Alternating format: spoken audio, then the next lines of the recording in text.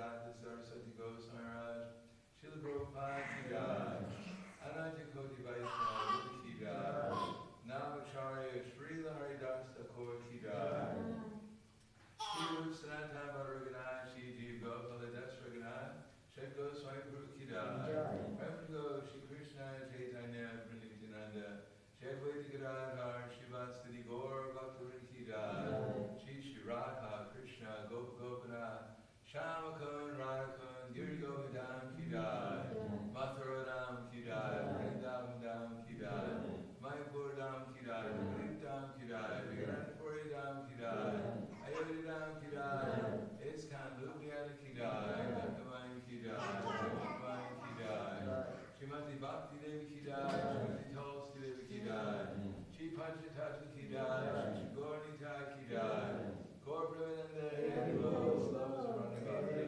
Slavas of Rani Bhakti, Slavas of Rani Bhakti, Slavas Shri Guru Shri Rangi.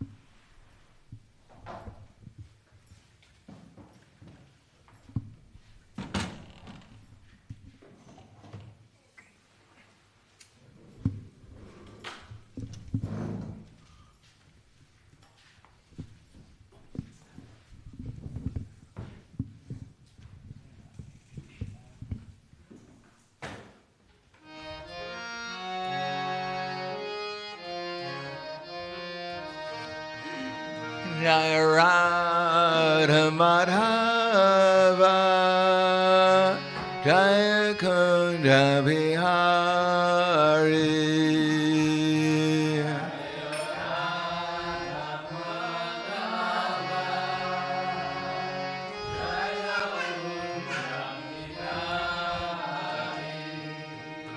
Jaya Radha Madhava Jaya Kunda Bihari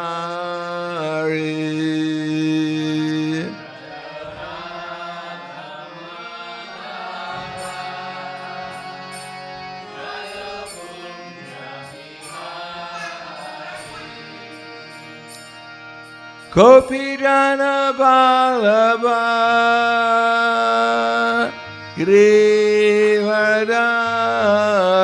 Grivadari Jaya Grivadari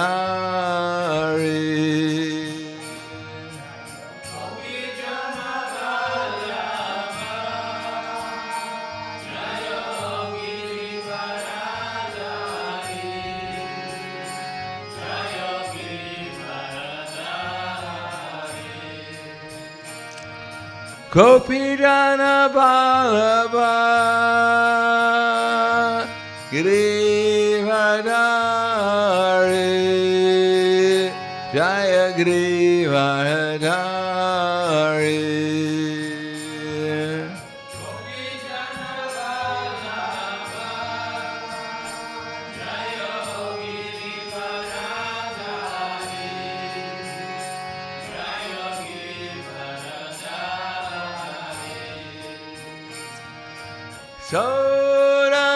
Sodanandana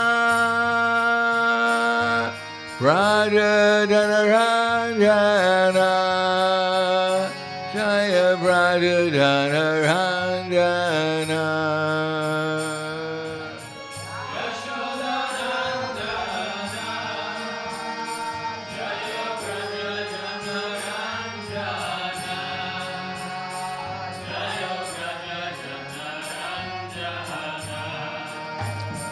Yasodanandana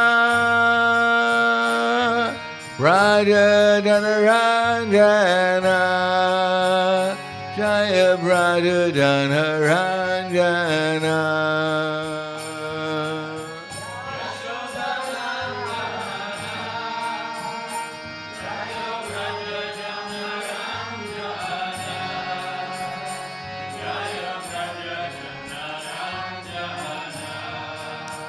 Yamunatiravarachari Jaya Kunja Bihari.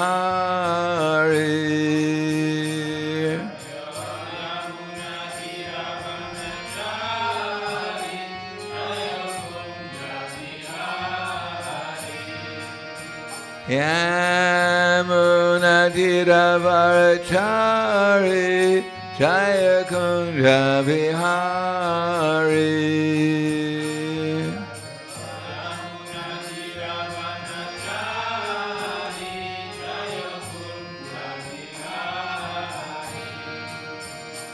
Radha Madhava Jaya Kunja Bihari.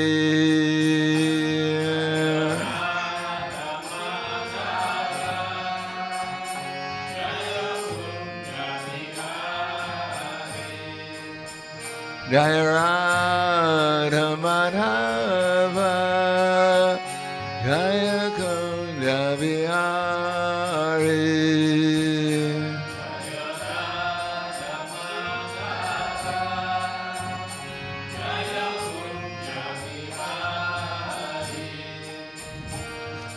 Gopidana Ballabha Girivardhari Jaya Girivardhari.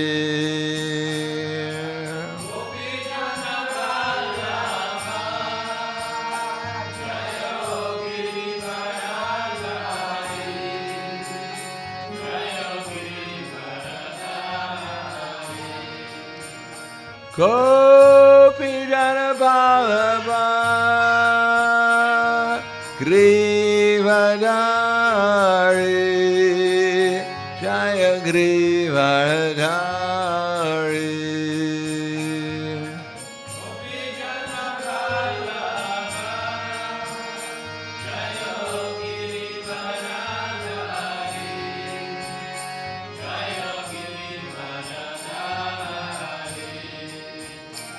Yasodanandana Raja Janaranjana Jaya Raja Janaranjana.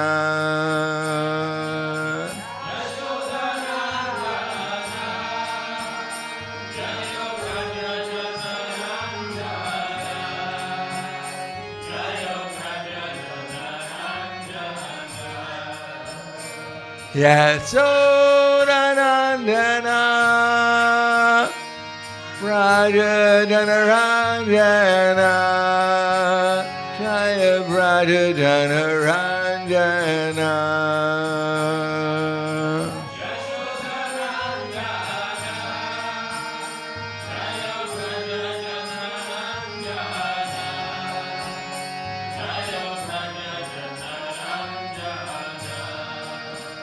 Yamunatiravarachari Jaya Kunja Bihari.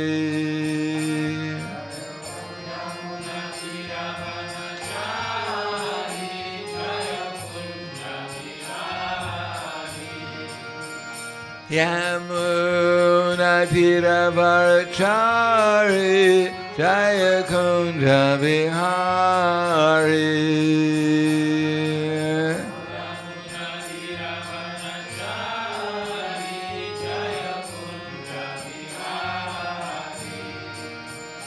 Yamunatiravarachari Jaya Kunja Bihari.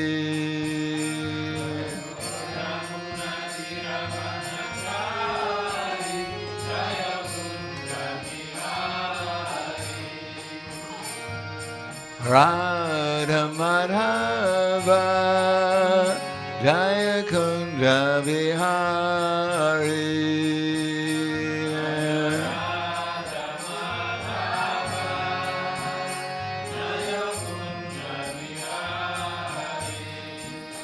Jaya Radha Madhava Jaya Kunja Bihari.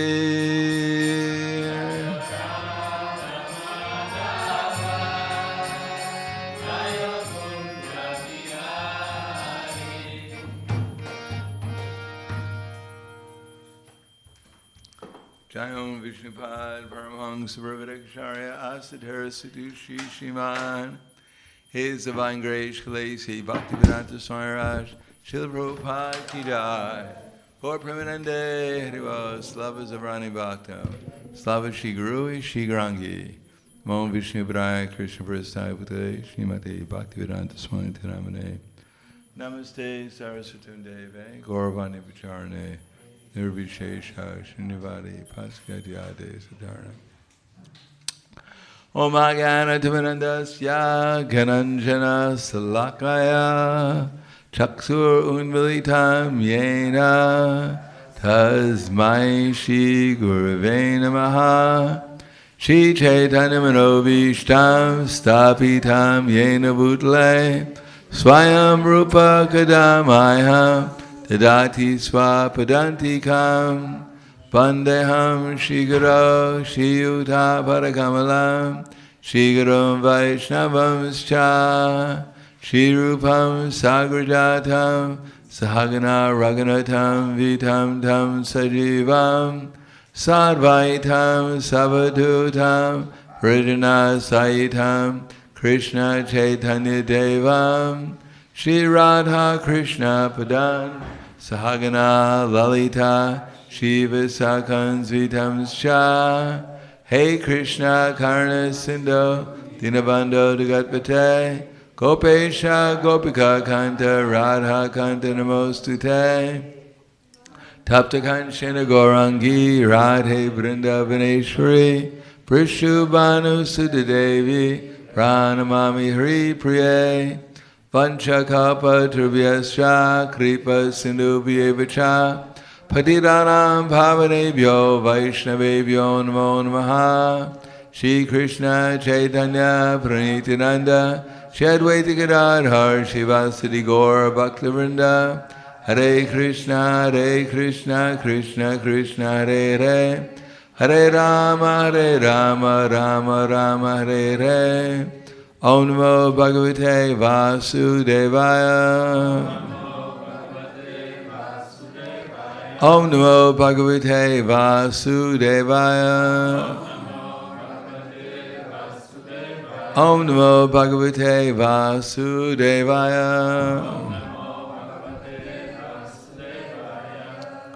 Srimad Bhagavatam, Canto 9, Chapter 6, The Downfall of Subari Muni, text number 52, without any purport. So I'll just read the translations up until 54 and 55. In the beginning, I was alone and engaged in performing the austerities of mystic yoga.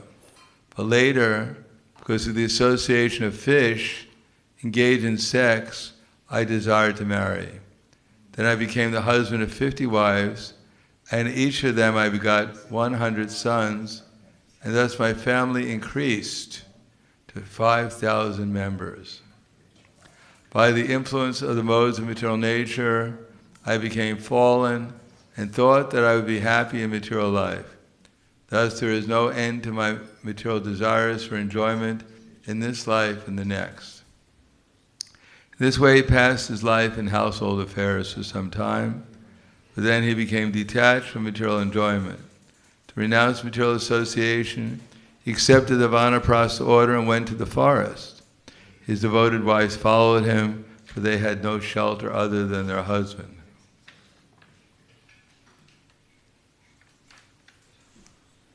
Text 54. Tatra tapva tapas Tikshnam Atmadarshanam Atmavan Sahaivag Nirbir Atmanam Yuyoja Paramatmani Tatra Tattva Tapas Tikshnam Atmadarshanam Atmavan Sahaivagnirbir Atmanam Yuyoja Paramatmani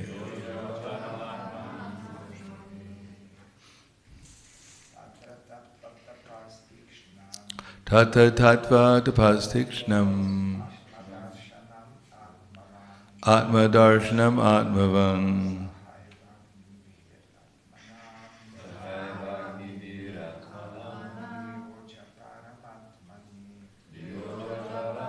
Anmani Tatra tattva tapastikshnam Tikshnam Atma darshanam atmavan Darshanam atmavan Sakai bhakti atmanam Atmanam Yoja paramatmani Atmani. Ladies.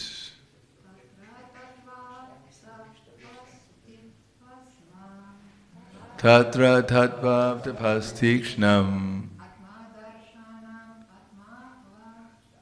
Atma darshanam atmavan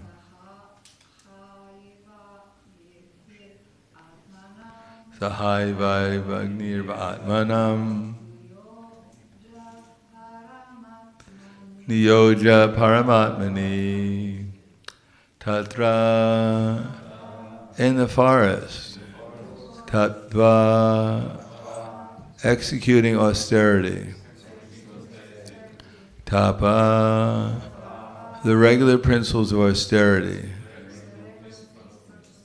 Tikshnam very severely Atmadarshanam which helps self-realization Atmavan conversant with the self Saha with Eva certainly Agnibi fires Atmanam personal self Yuyoja he engaged Parma Atmani dealing with the Supreme Soul. Translation purport by His Divine Grace A.C. Bhaktivedanta Swami Srila Prabhupada. When Sabari Muni, who is quite conversant with the self, went to the forest, he performed severe penances. In this way, in the fire, at the time of death, he ultimately engaged himself in the service of the Supreme Personality of Godhead.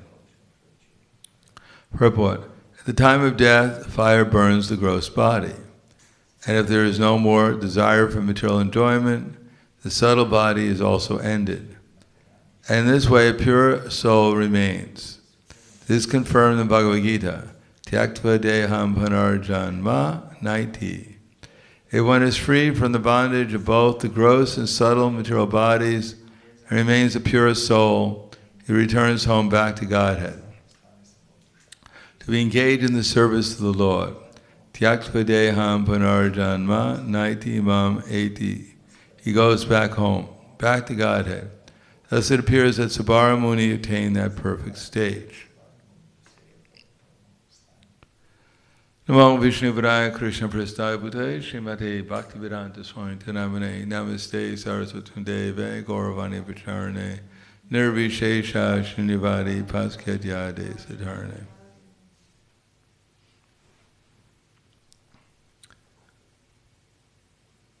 Prabhupada quotes this verse, Janma karma chame divyam evam yo veti tatvataha tyaktva deham punarjanma naiti mam eti sorjana. Tyaktva, to give up. Tyaktva. Tyaktva deham, to give up the body. Everyone has to give up the body. Punarjanma. But the question is whether we're going to come back to take another body or not. And what is that dependent upon? Tyaktva deham punarjanma naiti mam eti sorjana. Janma karma chame divyam. To understand in truth about Krishna's appearance and his disappearance. Spiritual world exists and simply a state of loving exchanges. That the very soul, his nature is prema, as it says, Nitya Siddha Krishna Prema Sada Kavinoi Shravanadi Shudachite Korya Udoy. That love for Krishna is there in our heart, and it's manifested in the material world also, but through the gross and subtle material senses. As I used to often say, that everyone needs a deity. Everyone has to worship a deity. It just so happens we chose the wrong deity. We think that this body is the deity.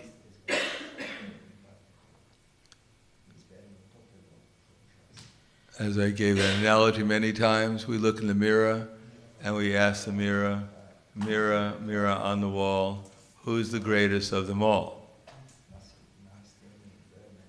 And generally speaking, the conclusion, everyone reaches the same conclusion, that the deity in the mirror is my worshipful deity, and most of my energy, my care and attention goes to serving that deity I see in the mirror. I feed it, I clothe it, I decorate it, I bathe it, and I try to go get other people to glorify it and serve it. So this body is our worshipful deity. Unfortunately, it's not as worshipable as we imagine it to be, because as one great devotee said, Kamadinam katida palitas dornide shas. We may serve it in so many different ways, and it demands a lot of service. Everyone feels when it's time to eat, it's time to serve the senses. When it's time to sleep, we generally don't argue. We think, oh, blessed sleep is coming. I can now fall unconscious. So nice, the body. Similarly, when there's a call of material nature, we're usually more obedient to that call than any other call. If someone calls us, please give me a glass of water, we may or may not accept it, but when nature calls, we have to accept it. So therefore, this body is our most dear and close object of service. But we're not the body. But as long as we're in material consciousness, we have no choice but to accept this body and its service. Therefore, going to the forest means some austerity, but the ultimate austerity, as we see in the Srimad Bhagavatam, is to fix the mind upon Krishna. That as we learn the technique of fixing the mind upon Krishna, and that doesn't mean simply the mechanical method. I mean, you can learn mechanical methods of remembering everything. There are so many different methods of increasing our memory. So to try to remember Krishna that way will not be so successful. Just like Kamsa, he was able to remember Krishna 24 hours a day. Even he didn't want to, but out of fear that Krishna was going to come and kill him, he was always remembering Krishna, to the extent that when he saw his wives, Prasuti and Supti, he thought they were Krishna and Balaram, and he was about to kill them because he thought, these are my enemies. Now, if you can see your husband or your wives as Krishna and Balaram, you're quite absorbed in Krishna consciousness.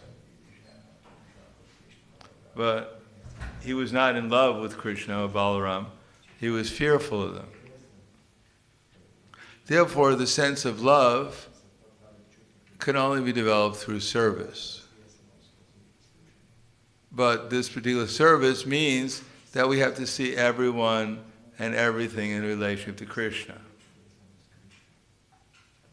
Now, if we see it in relationship to this body, then of course we're going to become bewildered. Then we'll think this is I and this is mine.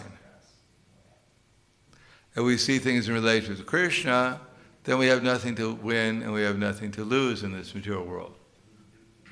because everything eternally belongs to Krishna. Therefore, there's nothing I can gain here. There's nothing I can lose. If you go to the bank and you declare everything in the bank, I give back to the bank. No one will take you seriously because you never had anything in the bank to begin with. So you can't give it back because you can't give back something you never had.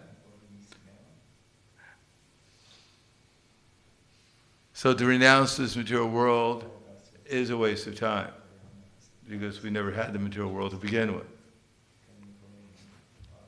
On the other hand, to desire to utilize the material world in Krishna's service, that will be the perfection of our lives. And in that perfection, it doesn't really matter what's going on outside. Of course, it does matter what's going on outside. But in every situation, we have an opportunity to serve Krishna. There's no restriction. Because Krishna can tell us within the heart what he wants us to do. And if we can't hear Krishna within the heart, then we can remember Krishna will give us, if we want, we can study Shastra, or we can hear from Guru and Sadhu, those who actually represent Krishna. We can hear from them and we can find out what Krishna wants us to do. Now, by assimilating Guru and Sadhu and Shastra, it's not just a ritual we do. I ask Guru and I ask Shastra and then I just do whatever I want anyhow because I can't understand what they're saying, who. I don't even think Krishna knows. That's not the idea. The idea is we take shelter of Guru and Sadhu and Shastra to actually come in contact with the super soul within the heart, that we actually understand that this is really what he wants us to do. And the super soul in our heart is not a dead stone. He actually wants to communicate with us. So when we actually try to absorb what Guru, Sadhu, and Shastra are telling us, say in some particular instance, what they actually want or telling us to do through knowledge, through perspective, through conviction, through skill, through character. These are all different stages of becoming closer and closer to the super soul. If we have no idea what Krishna is saying, then where's there any question of coming close to him? We don't know. First of all, he'll never speak to us. We don't know what he's saying. We never hear from him or his representatives. Then how can he speak to us? What is he going to tell us? Of course, in the material world, in human form of life, so far, people are not so far away from Krishna that they're completely in the animal species of life. There have been great personalities such as Lord Jesus Christ and Lord Muhammad and others who have come and given Krishna's message, and it hasn't been watered down 100%, maybe 99%, but there's some message coming through. And therefore people on the street, generally speaking, they don't attack other people on the street and eat them raw, even if they're on a raw diet. It hasn't come to that point yet. Although at the end of Kali Yuga, it does come to that point. If you walk down the street at the end of Kali Yuga and see all these little people smiling at you, you better run. Because they're all on a raw diet.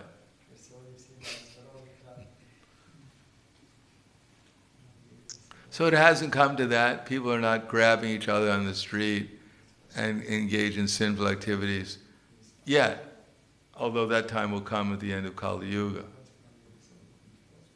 So in the meantime, there's some spiritual or moral principles, we could say religious principles, that are still somewhat in human society, although it says in the Bhagavatam, tatasyanudinam dharma, sattvam sochadana shama, balena kalyara rajan, nakshatranam phalam smriti. Day after day, tatasyanudinam dharma. Dharma will go down. And when Dharma goes down, what goes down? Sattvam, truthfulness. I mean, who believes what they read in the newspaper? And even if someone's trying to be truthful, how can you believe them? Because they're in ignorance. They think they're their body. They think everyone else is their body. They think they're the controllers. They think there's the whole material. There's only good and evil. There's nothing transcendental. There's no purpose to life.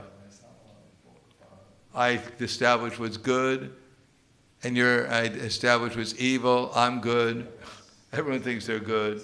And they establish who's good also and who's evil based upon their own perceptions. So there's no truthfulness because people don't know that they're eternal and that Krishna is God, etc., etc. That's truthfulness. Everything else is just more or less a lie. Asatyam apratishtam te. They don't believe it. They don't believe it in real truth. So, satyam shocham, cleanliness. People don't know what cleanliness is. They hardly wash their hands before or after they eat, or after they use the toilet. They think everything is beautiful. And merciful, they're not merciful to anything. Every bug in their house they wipe out with their can of Raid, with their poison, and they kill other people if it's convenient to them. They just give them a bad, as they said, give people a bad name, give the dog a bad name, and then you hang it. Bad dog, bad dog. Dirty dog. Oh, I must hang you, you're a dirty dog. Daya, Shama, and they can't tolerate anything. If any inconvenience, they become very disturbed. How is this possible? Kalena Balira Rajan, by the strong force of Kali Yuga, what happens? Balam Smriti, people are losing their bodily strength. They can't do anything. They can hardly lift up the remote to change the channel on their television. It's become too difficult. And Smriti, remembrance, they can't remember they hardly remember their name sometimes. What to speak of anyone else's name? As I often give the example, two men were discussing about the restaurant that they had just gone to yesterday. How wonderful the restaurant. But one man couldn't remember the name of the restaurant, but his wife was cooking with the other man's wife in the kitchen. So he said, if you give me a hint, I think I can remember the restaurant. It's give me a hint. The hint is a flower, and it's red. So his friend said, what about Rose? That's right, Rose. Rose, what was the name of that restaurant we went to yesterday? That's his wife.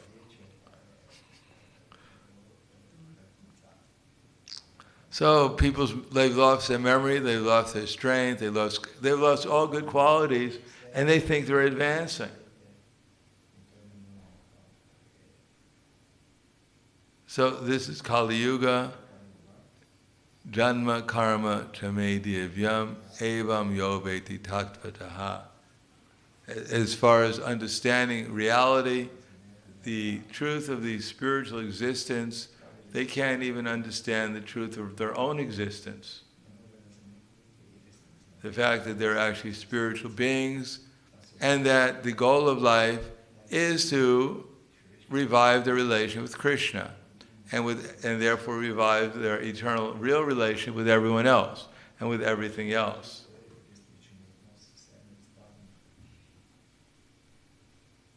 Nothing changes, nothing is to gain here except for Krishna consciousness. There's nothing else. Everything else is just a changing of one material form to the next, which are all just made of the same earth, water, fire, air, ether, mind, intelligence, and false ego. Separate from the soul and not really satisfying to the soul. But one's relation with Krishna, and therefore one's relation with everyone else, is actually what we're looking for. But that takes some hearing, and therefore one has to engage in hearing about Krishna from the right source, with the right attitude. And then if we assimilate that knowledge, then Krishna will speak to us within the heart if we're willing to engage in his service. If we want to increase our steadiness and our enthusiasm for what we're doing in Krishna's service, then Krishna will talk to us within the heart. That talking is not simply some intellectual talking, giving you some hint, but every sound vibration, especially internally coming from Krishna, conveys with it not only knowledge but also feeling. And not only just feeling, but also realization. And when one gets that, then it's called tushanti. One becomes satisfied that I'm actually on the right path. I'm actually getting what I'm looking for, namely enlightenment and love and happiness and peace. So that's possible if we hear from the right source, try to assimilate that knowledge and apply it in our lives, and then Krishna will speak to us. He'll reveal to us himself.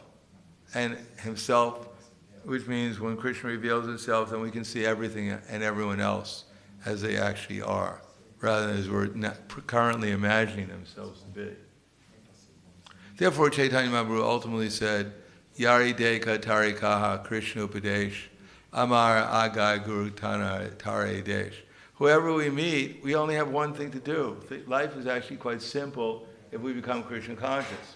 It doesn't require a huge education if we just accept basically the basic principle. And what is that? Whoever we meet, the only thing to do is to ask Krishna to please tell me what I should do to help this living entity become Krishna conscious. That's all we have to do. What should I do? What should I say? How should I act to help this other soul or souls make progress in their relationship to Krishna? If I accept that, then I'm engaged in devotional service. Now, of course, I may not know that. I may not even know that verse. I may not even, but if somehow or another, if I'm serving someone who's actually aware of that, if that's the ultimate purpose behind what the instructions I'm following are, then I also get some credit.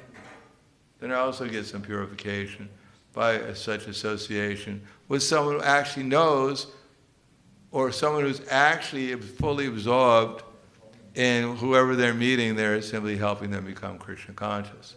And Krishna is giving them the intelligence and manifesting those activities through his spiritual energy to help others become Krishna conscious. So even while I'm washing the pots in the kitchen, even I'm doing the pujari work, even I'm going on book distribution, I forget why I'm there, what I'm doing, still because I'm following the instructions of a great soul whose aim is simply to help people wake up to their relation with Krishna, who has no thought that they're going to gain anything personally by that, but simply doing it as service to Krishna, because Krishna wants everyone to go back to the spiritual world. Therefore, everyone gets credit towards advancing towards that realization and that pure service towards Krishna in this age, to Chaitanya Mahaprabhu. Therefore, Srila Prabhupada wrote to me one time, after writing me, after another part of the letter, but at the end of the letter he said that the more you work seriously to help bring Krishna's other children back to the spiritual kingdom, then the more he'll bestow all his blessings upon you. That Krishna is never ungrateful for efforts to serve him, rest assured. So that's all Krishna is interested in bringing his other children back to the spiritual kingdom. He's not trying to get more cows or have a nicer palace and go cool Vrindavan. He's not interested. He's simply interested in that people progress in their relation with him, and therefore they become happy again. So I'll stop there. Thank you. Any questions, comments? Yes.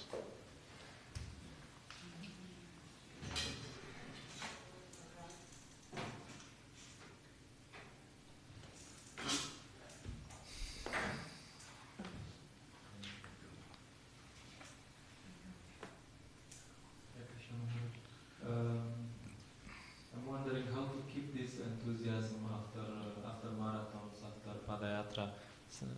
There's, Go ahead and book the shusha. How to keep it?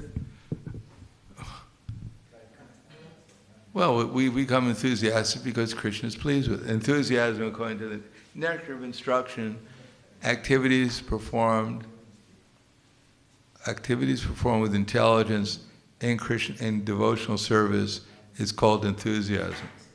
So that's the formula. Activity, we have to do something with intelligence in Krishna consciousness, and then we'll become enthusiastic. So you can do that. We're just used to finding our enthusiasm in certain things. Therefore, we're a little lazy because we think, oh, this is spiritual. Let me go out and distribute books. Let me go out and chant Hare Krishna. And everything else is mundane. This is our conception. Therefore, for us, everything becomes mundane when we're not doing the things we think are spiritual. But it's all spiritual. If one sees it as an opportunity to serve Krishna and his devotees, then it all becomes spiritual. And of course, we just don't say, oh yes, it's spiritual. No, we have to do it with care and attention. Then Krishna will give us the enthusiasm. He'll increase our intelligence so that we do things more carefully. We understand what we're doing and how to do it better with more care and attention, with more enthusiasm. And we don't do that, we'll always be stuck. Unless I have a certain situation, then I can't be enthusiastic because everything else is mundane, except for the few things I think are spiritual. So we have to, that's why we study Prabhupada's books, to expand our awareness so that we see everything as, more and more things at least as spiritual, not just a few things I think are spiritual.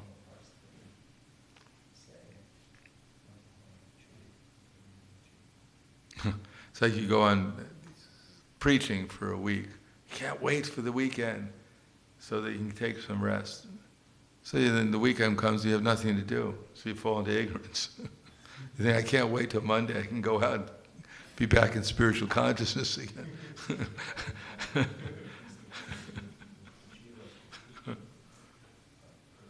Anything else? Yes.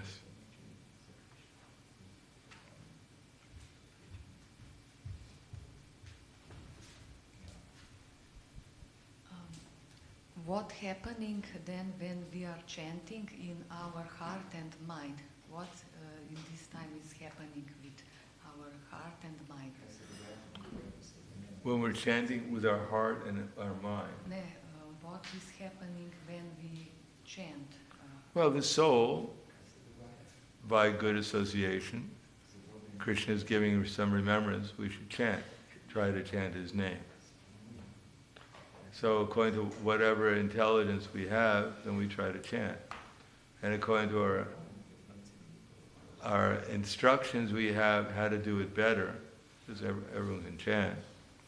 But if we're trying to do it better, then Krishna gives us intelligence, according to our previous instructions, how to try to do it better. And as we try to improve, then Krishna sees our sincerity at some point as we're trying to improve. And then Krishna reveals himself in the chanting, proportionally as we're sincere. Sincere means our effort, in spite of all obstacles, because sometimes we're chanting, it's dry, we're not getting any real result, apparently from it. We're not feeling any love or ecstasy. It seems all kind of mechanical, like we can chant anything. Mary had a little lamb, its sheep was white as snow. Something like that. So, when Krishna sees we're sincerely trying to chant with more attention and with more feeling, calling out to Srimati Radharani and Krishna to please reveal to me their loving service. When Krishna sees, in spite of the fact that we're not immediately getting the results we're hoping for, but we're continuing on, then Krishna sees we're sincere and he gives us some experience in Krishna consciousness, eventually. And then we're enthusiastic. We become enthusiastic to continue on with the chanting. And eventually when one can chant purely, then one will actually meet Krishna no, Krishna will reveal himself fully, and we'll see Krishna face to face. Is that all right? Anything else?